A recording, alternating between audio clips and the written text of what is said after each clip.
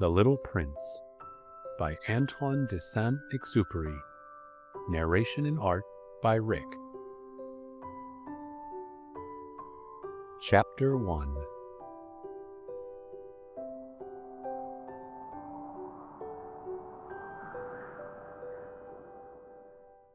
Once, when I was 6 years old, I saw a magnificent picture in a book called True Stories from Nature about the primeval forest. It was a picture of a boa constrictor in the act of swallowing an animal. Here is a copy of the drawing. In the book it said, boa constrictors swallow their prey whole without chewing it. After that, they are unable to move, and they sleep through the 6 months that they need for digestion.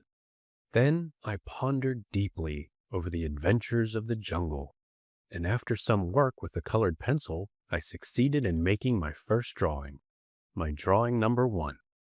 It looked like this.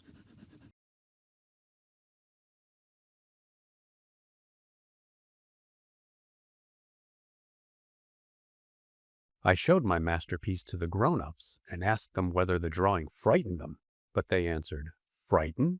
Why should anyone be frightened by a hat?" My drawing was not a picture of a hat. It was a picture of a boa constrictor digesting an elephant. But since the grown-ups were not able to understand it, I made another drawing. I drew the inside of the boa constrictor so that the grown-ups could see it clearly. They always need to have things explained. My drawing number 2 looked like this.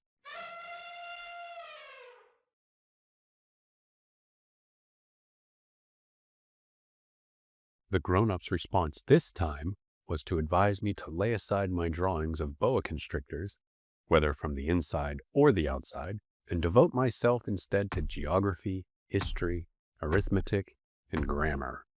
That is why, at the age of 6, I gave up what might have been a magnificent career as a painter.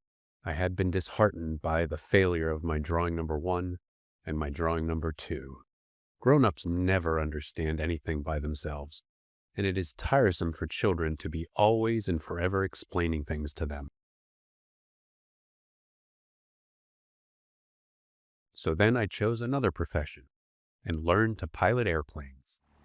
I have flown a little over all parts of the world, and it is true that geography has been very useful to me. I can distinguish China from Arizona at a glance. If one gets lost in the night, such knowledge is valuable. In the course of this life, I have had a great many encounters with a great many people who have been concerned with matters of consequence. I have lived a great deal among grown-ups. I have seen them intimately, close at hand, and that hasn't much improved my opinion of them.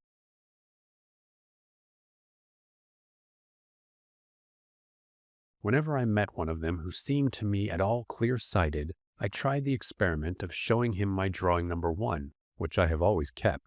I would try to find out, so, if this was a person of true understanding.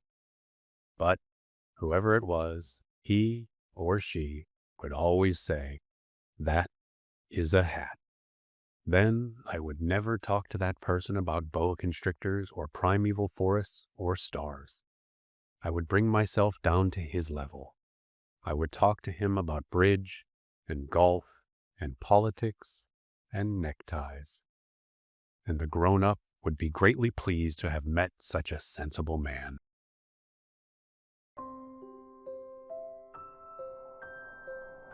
That's Chapter 1 of The Little Prince.